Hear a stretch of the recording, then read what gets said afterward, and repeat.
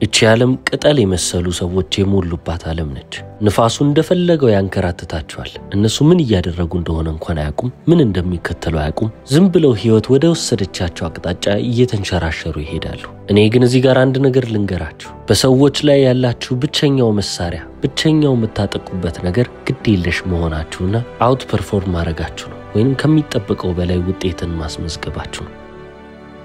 ምን ጊዜም ቢሆን ሰዎችን ችላ ልትሉ ይገባል። ችላ ማለት ብቻ አይደለም፣ ከነሱ የበለጠ ልትሰሩ ይገባል። በምንም አይነት መንገድ ጠላት ብታፈሩ ጠላታችሁን የምትረቱበት የምታሸንፉበት ይህ መንገድ ብቻ ነው። እንበልና አንድ ምሳሌ ላንሳ። እኔ ከፍቅረኛዬ ጋር ተጣላው ልበል። እኔ ከፍቅረኛዬ ጋር ስጣላ ፍቅረኛዬ ነች እንጂ እኔን ያጣችኝ፣ እኔ እሷን አላጣው። እንዴት አንድሪው እንዴት እንዲህ ልትል ትችላለህ ካላችሁኝ ቅድም ያልኩትን ነገር ነው አፕላይ ማድረገው። አፓቲና አውት ፐርፎርማንስ። በፊት ከሷ ጋር ከነበርኩት ሁኔታ የተሻለ ሁኔታ ላይ ራሴን አስቀምጣለሁ፣ የበለጠ እጠራለሁ፣ የበለጠ ሰራለሁ፣ በህይወትም ጥሩ የሚባል ቦታ ላይ ራሴን አስቀምጣለሁ። በተጨማሪም ደግሞ የተጣላዋትን ፍቅረኛዬን አላስብም ወይንም ደግሞ ኢግኖር አረጋታለሁ። ግዴለሽ ነው መሆኑ። አሁን አብዛኛው ሰው ከሰው ጋር ሲጣላ ምንድነው የሚያደርገው? የተጣላውን ሰው መጥላት ይጀምራል። ለምሳሌ ሚስቶች ባሎቻቸውን ሲፈቱ ወይንም ባሎች ሚስቶቻቸውን ሲፈቱ በሁለቱ መካከል ጥላቻ ይኖራል። እነሱን እንደ ግለሰብ የማያሳድጋቸው ነገርም ይህ ጥላቻ ነው። ምክንያቱም በትላንትናው ቪዲዮ ላይ ምንድነው ያወራነው? በእያንዳንዱ ጥሩ ነገር ውስጥ መጥፎ ነገር አለ፣ በእያንዳንዱ መጥፎ ነገር ውስጥ ጥሩ ነገር አለ ብለናል። ስለዚህ ለምሳሌ ትዳራቸውን ያጡ ወይንም የተፋቱ ሰዎችን እንመልከት። ባለመግባባት ሚስትየው ፍቺ ይፈልጋለሁ ብላ በመፍታቷ የተነሳ ባሏ በጣም የሚበሳጭ ከሆነ ወይንም ከፈታትም በኋላ ቂም በውስጡ የሚይዝ ከሆነ ወደሷ የሚሰነዘር ብዙ ጥላቻ ካለው እሷ ውስጥ ደግሞ ፍቅር እየተፈጠረ ይመጣል። እሱ እየጠላት በሄደ ቁጥር እሷ ከራሷ ጋር ሰላም እየሆነች ትመጣለች። እንበልና ይሄንን ትዳር የመሰረታችሁት እናንተ ናችሁ፣ ፍቺውንም ያደረጋችሁት እናንተ ናችሁ ልበል። የተፋታችሁት አጋራችሁ ሁሌም ቢሆን እናንተን ሲያይ እንደሚበሳጭ ካወቃችሁና በእናንተ ሁሌም እንደሚናደድ ካወቃችሁ ውስጣችሁ ደስ አይለውም እንዴ? ደስ ይለዋል። ስለናንተ ስለራሳችሁ ጥሩ ስሜት እንዲሰማችሁ ነው የሚያረጋችሁ። ምክንያቱም ኤነርጂውን፣ ስሜቱን፣ ሁሉንም ነገር ነው የወረወረላችሁ። ስለዚህ ሁሌም ቢሆን ማስተዋወስ ያለባችሁ ነገር ይሄ ነው። አንድን ሰው በጠላችሁ ቁጥር በዛ ሰው ውስጥ ፍቅር እየተፈጠረ ነው። እናንተ አንድን ሰው ጠላችሁ ማለት ከልባችሁ ተጸየፋችሁትና ቂም በያዛችሁና ጥላቻ በውስጣችሁ በያዛችሁ ቁጥር ያ ሰው የበለጠ ራሱን እየወደደ ነው የሚመጣው። ከምን ጊዜውም በላይ ሰላም ይሆናል። ነገር ግን እናንተ ራሳችሁን ስትመለከቱት በጥላቻ የተሞላችሁት፣ በቂም የተሞላችሁት፣ በክፋት የተሞላችሁት ሆናችሁ ታርፋላችሁ። ያ ማለት ደግሞ ያ ክፋታችሁ፣ ያ ጥላቻችሁ እናንተን ብቻ ነው የሚያጠፋው። ለዚህ ነው ዓለም ላይ ትልቅ የሚባለው በቀል አፓቲና አውት ፐርፎርማንስ ነው ብዬ ነገርኳችሁ። ሙሉ ለሙሉ ችላ ትሉትና እናንተ ግን ከነበራችሁት ህይወት ከፍ ያለና የተሻለ ህይወት ለራሳችሁ መገንባት ትሞክራላችሁ። ትላንትና የተጣላችሁት ሰው እናንተ ታች ሆናችሁ ቢያቃችሁ ነገ ደግሞ እናንተ መገኛችሁ እላይ ከሆነ እናንተ ምንም አይመስላችሁም። ያ ሰው ግን ሁሌም ቢሆን ሲቆጮ ይኖራል። ወይኔ ከዚህ ሰውዬ ጋር ተስማምቼ ቢሆን ኖሮ፣ ወይኔ ከዚህ ሰውዬ ጋር ባልጣላ ኖሮ ነው የሚለው። ስለዚህ ዓለማችን ላይ ትልቅ የሚባለው በቀል ተሽሎ መገኘት ነው። ሰዎች እዚህ ቦታ ነበር እኮ ማቀው ብሎ ያሰባችሁ ቦታ ላይ ሳትሆኑ ነገር ግን ከፍ ያለ ቦታ ላይ ተጠብቋቸው የዛኔ በህይወት አድቫንስ ያረጋችሁ ሄዳችሁ ማለት ነው። ምክንያቱም እነሱ ቢጣሏችሁም ለእናንተ ምንም የሚያመጣው ነገር የለም። እንደውም የበለጠ እየተጠቀማችሁ ነው የሚመጣው። ምክንያቱም በእናንተ ውስጥ ፍቅርን ያመጣል። ታዲያ አሁን በዚህች ጊዜ ላይ የሚነሳ ብዙ ጥያቄ አለ። እቺ ዓለም ምንድነው የሚያድናት? ወይንም ደግሞ አሁን ካለንበት ቀውስ ሊያወጣን ሊያድነን የሚችለው ነገር ምንድነው ይባላል? አብዛኞቹ እምነቶች ፍቅር ነው መድኃኒቱ ይላሉ። በጣም ትክክል ናቸው። ነገር ግን አንድ እዚህ ጋር ያልተገነዘባችሁትም ነገር አለ። እስቲ ምሳሌ ልስጣችሁ። ዓለም ላይ አሁን እየተካሄደ ያለውን ነገር መቼስ ታውቃላችሁ። ኢንግላንድ ውስጥ ብትመለከቱ ሰላማዊ ሰልፍ በጣም እየበዛ ነው። ወደ አሜሪካና ካናዳም ብትሄዱ ልክ እንደዚሁ። ለምን ብላችሁ ከጠየቃችሁ እነዚህ ነጮች ሀገራችን በስደተኞች ብቻ ተሞላችብን፣ እኛ ነጮች ቦታ የለንም፣ ሀገራችንን መልሰን ለራሳችን ማድረግ አለብን እያሉ ነው።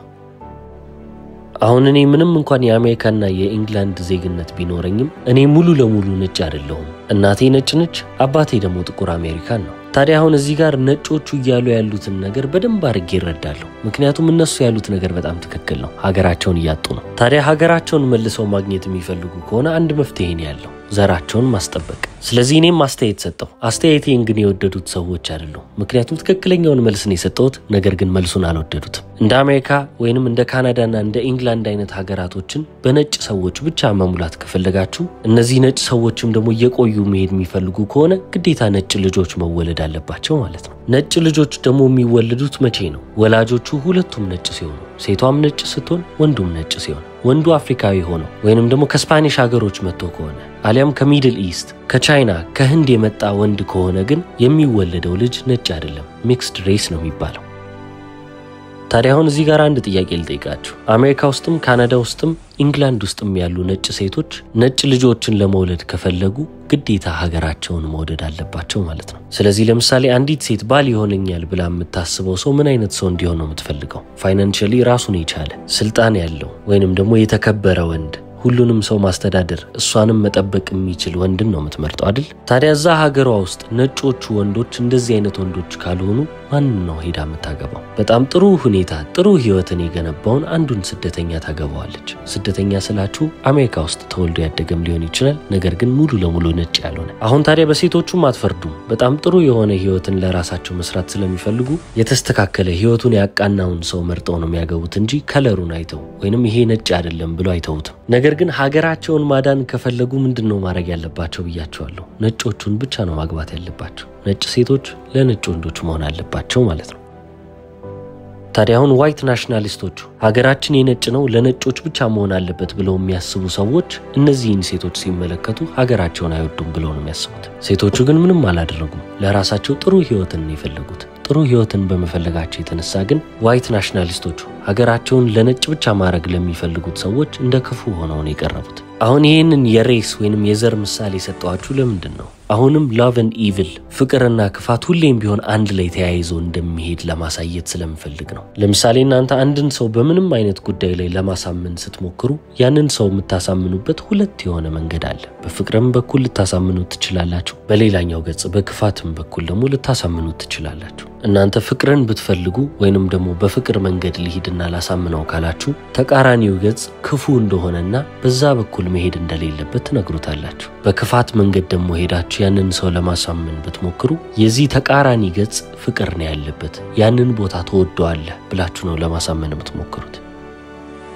አሁን ይሄ ለአንዳንዶቻችሁ ግልጽ ላይሆን ይችላል። ስለዚህ በጣም ቀላል ምሳሌ ሰጣችኋለሁ። አሁን እኔ እናንተ ጋር መጥቼ ሀብታም ልትሆኑ ይገባል አልኳችሁ። አሁን ይሄንን በሁለት መንገድ ሊሄድ ይችላል፣ በኢቪልም በላቭም በፍቅርም በክፋትም በኩል። በፍቅር ገጽ በኩል እስቲ ሊሄድ ሀብታም መሆን አለባችሁ። ሀብታም ስትሆኑ የጊዜ ነፃነት ታገኛላችሁ፣ የገንዘብ ነፃነት ታገኛላችሁ። የምትፈልጉትን ነገር በምትፈልጉበት ሰዓት ታረጋላችሁ። ሰዎች ያከብሯችኋል። ሰዎች እናንተ እንዳስፈላጊ ሰው ይመለከታሉ። በተጨማሪም የሚያማምሩ ቤትና መኪናዎች ይኖራችኋል። የግልም አውሮፕላን ገዝታችሁ ለብቻችሁ መንቀሳቀስ ትችላላችሁ። እናታችሁንም እንደፈለጋችሁ መጦር ትችላላችሁ ብዬ እናንተ ላሳምናችሁ እችላለሁ። አሁን ይሄ የመረጥኩት መንገድ የፍቅር መንገድ ነው። እናንተ ሀብታም መሆንን እንድትወዱት ነው ያደረኩት። በኢቪል ወይንም ደግሞ በክፋት በኩል ደግሞ መጥቼ ላሳምናችሁ ልበል፣ ተቃራኒውን ገጽ ነው ወስደው ማለት ነው። ድህነት ምን ያህል መራራ እንደሆነ ነው ለማሳየት መሞከረው። ሀብታም የማትሆኑ ከሆነ ሁሌም ቢሆን ለሰዎች ተቀጥራችሁ ነው የምትሰሩት። የራሴ የምትሉት ህይወት አይኖራችሁም። ሁሌም ቢሆን የማትፈልጉትን ነገር ለገንዘብ ብላችሁ ታደርጋላችሁ። ሰው እናንተን ይንቃችኋል። የተከበራችሁ ሰዎች አትሆኑ። በተጨማሪም ለቤተሰቦቻችሁ ማድረግ የምትፈልጉትን ነገር ማድረግ አትችሉም፣ ምክንያቱም የገንዘብ ችግር ውስጥ ነው የምትሆኑት። ለዚህ ነው ሀብታም መሆን ያለባችሁ እላችኋለሁ። ታዲያ እናንተ ሀብታም መሆንን እንድትወዱት ድህነት ምን ያህል ቀፋፊና አስቀያሚ እንደሆነ መጀመሪያ ልትመለከቱና ልጠሉት ይገባል። ስለዚህ በኢቪል ዌይ ወይንም ደግሞ ክፉ በተባለው መንገድ መጥቼ ለማሳመን ሞክራለሁ። በፍቅር በኩል ደግሞ በመጣ ሀብት ምን ያህል ህይወታችሁ ሊያቀልልላችሁ እንደሚችልና ምን ያህል ህይወታችሁ ሊያቀልልላችሁ እንደሚችል ላሳምናችሁ እችላለሁ። ያንን ሳደርግ ግን ድህነትን እንድትጠሉት አድርጌ ነው። ስለዚህ በዚህም ማለ በዚያ ተመሳሳይ ኢሞሽን ውስጥ ነው። በፍቅርም በኩል መጣው አንድ ነገር እንድትጠሉትም አድርጌ ያንን ነገር ለማሳመን በሞክርም ተመሳሳይ ኢሞሽን ውስጥ ነው የምትቀመጡት፣ ተመሳሳይ ስሜት። አሁን ታዲያ ይህንን ያስተሳሰብና ያመለካከት ስርዓት በራሳችሁ ህይወት ላይ ልትመለከቱትና ልትተገብሩት ይገባል። ግዴታ ፍቅርንና ክፋትን ብላችሁ አይደለም፣ መውደድና መጥላትን ብላችሁ አስቡ። ወይንም ጥሩና መጥፎ ብላችሁ እየለያችሁ እናንተ ወደ የትኛው ያደላችሁ እንደሆነና ለምን ያንን እንደምታደሉም ልትመለከቱ ይገባል። ለምሳሌ አንድን ሰው ተመልክታችሁ ያንን ሰው ደስ ካላላችሁ ወይንም ካልወደዳችሁት ለምንድን ነው ያልወደድኩት ብላችሁ መጠየቅ አለባችሁ። ምናልባት የሱን ተቃራኒ ስለምወድ ነው ወይ ብላችሁ ልትጠይቁ ይገባል። ለምሳሌ አንድ ወፍራም ሰው የተስተካከለ አቋም ያለውን ሰው ሲመለከት እሱ ሰውዬ ላይ የሚያላግጥ ከሆነ ወይንም ደግሞ የሚቀልድበት ከሆነ አንደኛ የቅናት ስሜት በውስጡ አለ። እንደዛም ሆኖ የተስተካከለ አቋም ያለውን ሰው ለምንድን ነው የሚጠላው ብላችሁ ካያችሁ ይህ ወፍራም ሰውዬ ከራሱ ጤና የበለጠ ምግብን አጥብቆ ይወዳል። ስለዚህ ምግብን በጣም አጥብቆ ከመውደዱ የተነሳ ኢቪል የተባለውን በጣም መጥፎ የተባለውን ውጤት ያገኛል ማለት ነው። መጥፎ የተባለው ውጤት ደግሞ የተስተካከለ ሰውነት ሳይሆን ከአቅም በላይ የሆነ ውፍረት ነው ወይንም ደግሞ ከልክ በላይ ያለፈ ውፍረት። ታዲያ ይህ ወፍራም ሰውዬ ስፖርት የሚሰራ ሰው ሲያይ፣ አመጋገቡን የሚመለከት ሰው ሲያይ፣ ራሱንና ጤናውን የሚጠብቅ ሰው ሲያይ ወደዛ ሰው የጥላቻ ስሜት በውስጡ መያዝ ይጀምራል። ይህንን ሰው አልወደውም ይላል። ለምን? እሱ ምግብን እንደሚወደው እነሱ ምግብን የማይወዱ ይመስለዋል። ስለዚህ እነሱ ይህንን ስለማይወዱ እኔ እጠላቸዋለሁ ነው የሚለው። አብዛኞቻችሁ የምትጠሉትንና የምትወዱትን ነገሮች ብትመለከቱ ዋናው ምክንያቱ ምንድነው ካላችሁ ልብ ማትሉትን ማታስተውሉትን በአይምሮአችሁ ውስጥ የተሸጎጡ በልባችሁ ውስጥ ያሉ ስሜቶችን እያገኛችሁ ትሄዳላችሁ። ለምን የሚለውን ትልቁን ጥያቄ ትጠይቃላችሁ። ለዚህ ነው በጣም ደካማ የሚባሉ ሰዎች ጠንካራ የሚባሉ ሰዎችን እየጠሉ መሄዱት። እኔ ጥንካሬን ነው የምሰብከው። የሰው ልጅ ሁሌም ቢሆን ማደግና መለወጥ አለበት፣ ጠንካራ መሆን አለበት ነው የምለው። እኔን የሚጠላኝ ሰው ደካማ ሰው ነው ማለት ነው። ምክንያቱም ደካማ ባይሆን ኖሮ እኔ ሊጠላኝ አይችልም። ስለዚህ የበለጠ እኔ በማስተምረው ትምህርት ውስጥ በምሰብከው ነገር ውስጥ ጥንካሬን፣ መለወጥን፣ ሁሌም ቢሆን ማደግን እየሰበኩ በመጣው ቁጥር የበለጠ ይሄንን ሐሳብ እያስፋፋው በመጣው ቁጥር ደካማ የሚባሉት ሰዎች እንዳለ የበለጠ እኔን እየጠሉኝ ይመጣሉ። እነሱ ሲጠሉኝ ደግሞ ምንን ነው የሚፈጥረው ብያለሁ? እኔ ውስጥ ፍቅር ያመጣል። ምንም አይነት ተግባር፣ ምንም አይነት ስሜት፣ ምንም አይነት ነገርን ስታደርጉ ሁሌም ቢሆን የዛ ተቃራኒ ነገር እየተፈጠረ እንደሆነ አውቁ። አሁን ታዲያ ዋናው ነገር ግልጽ ሆኖላችኋል ብዬ አስባለሁ። ይህንን የተረዳችሁ ሰዎች ከሆናችሁ ደግሞ ዓለምን የሚመሯት ሰዎች የተገነዘቡትን ነገር አወቃችሁ ማለት ነው። ስለዚህ እናንተ በእነሱ ቦታ ብትሆኑ፣ እናንተ ዓለምን የምታስተዳድሩ አይነት ሰዎች ብትሆኑ ምን አይነት ነገሮችን የምታደርጉ ይመስላችኋል? ሰዎች የሚወዱትን ነገር መምረጥ አለባቸው። ምክንያቱም ሰዎች አንድን ነገር በጣም ወደዱ ማለት አላስፈላጊ መዘዝ ወደ ህይወታችሁ ሊመጣ ነው። ስለዚህ ዓለምን እንደሚያስተዳድራት ሰው እናንተ ህዝቡ ማመንና መውደድ ያለበት ነገር ምን እንደሆነ መወሰን አለባችሁ። እነዚህ ዓለምን የሚመሯት ሰዎች ከዓለም ብዙ ነገር መስረቅ የሚፈልጉ ከሆነ፣ ብዙ ገንዘብ ማጭበርበር የሚፈልጉ ከሆነ፣ ሀገርን ማጥፋት የሚፈልጉ ከሆነ እናንተ ሀገራችሁን እንድትወዱ አያረጓችሁ። ምክንያቱም ሀገራችሁን ከወደዳችሁ እነዚህ ዓለምን የሚመሯቸውን ሰዎች መጥላት ትጀምራላችሁ። እነሱ ላይ አብዮት ተነሳ ማለት ነው። አይፈልጉትም። ለዚህ ነው ሀገራችሁን እንድትጠሉ የሚያረጓችሁ ወይንም ደግሞ ባለ በሌለ ነገር እየተባላችሁ እንድትቀመጡ የሚያረጓችሁ በዚህ ምክንያት ነው። አሁን አሜሪካ ውስጥ፣ ኢንግላንድ ውስጥና ካናዳ ውስጥ እየተፈጠረ ያለው ነገር ይህ ነው። እነዚህን ሀገራቶች የሚመሩ የላይ ያሉት ሰዎች ህዝቦቻቸው ሀገራቸውና ዘራቸውን እንዲወዱ አይፈልጉም። ነግሬያቸዋለሁ። ዓለምን የሚመሯቸው ሰዎች እነዚህ የሰለጠኑ የሚባሉትን ሀገራቶች ልክ እንደ አፍሪካ ማድረግ ነው የሚፈልጉት። የሰለጠኑት ሀገራቶች ላይ ፕሬዚደንቱ ወይንም ደግሞ የሀገሪቱ ዋና የሚባለው ሰው ሙሉ ኃይልና ስልጣን የለውም። ስለዚህ የፈለገውን ነገር ሊያደርግ አይችልም። ህዝቡ መንጫጫት ይጀምራል። ነገር ግን አፍሪካ ውስጥ ስትመጡ የሀገር መሪ ሙሉ ኃይል አለው። ስለዚህ እናንተ አሜሪካ ውስጥ፣ ካናዳ ውስጥና ኢንግላንድ ውስጥ የተወለዳችሁ ነጭ ሰዎች ከሆናችሁና ሀገራችሁን በጣም አጥብቃችሁ የምትወዱ ከሆነ ወደ ሀገሬ ውስጥ ብዙ ስደተኛ እየመጣ ነው፣ ልጆቼ ነጻነት አይሰማቸውም፣ እየተዘረፉ ነው፣ ሰላምም አተናል፣ ምንም እየተንቀሳቀስን አይደለም፣ እየፈራን ነው ብላችሁ መብታችሁን ልትጠይቁ ወደ መንግስት ጋር መሄዳችሁ አይቀርም። የኢንግላንድ የአሜሪካና የካናዳ መንግስት ደግሞ ይህንን ነገር እንድታመጡባችሁ አይፈልጉም። ስለዚህ ሀገራችሁን መውደድ የለባችሁ። ሀገራችሁን የምትኖሩበትን ከተማ ያለውን የነጭ ዘር ዋይት ሬስ የሚባለውን እንድትጠሉት ያደርጓችኋል።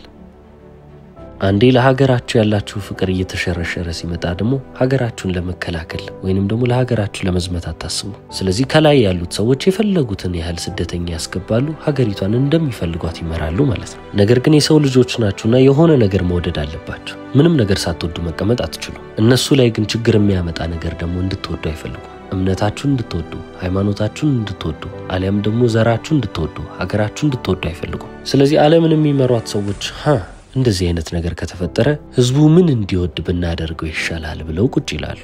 መልሳቸውም ደግሞ በጣም ቀላል ነው። ራሳችሁን እንድትወዱ ነው የሚያደርጓችሁ። እናንተ ራሳችሁን የምትወዱ ከሆነ ለነሱ ችግር ይዛችሁ አትመጡ። ስለዚህ ህዝቡን ራስ ወዳድ ለማድረግ ነው የሚሞክሩት። ሁሉም ሰው በተናጠል ለየብቻው ራሱን እንዲወድ ማለት ነው፣ አንድ እንዳይሆኑ።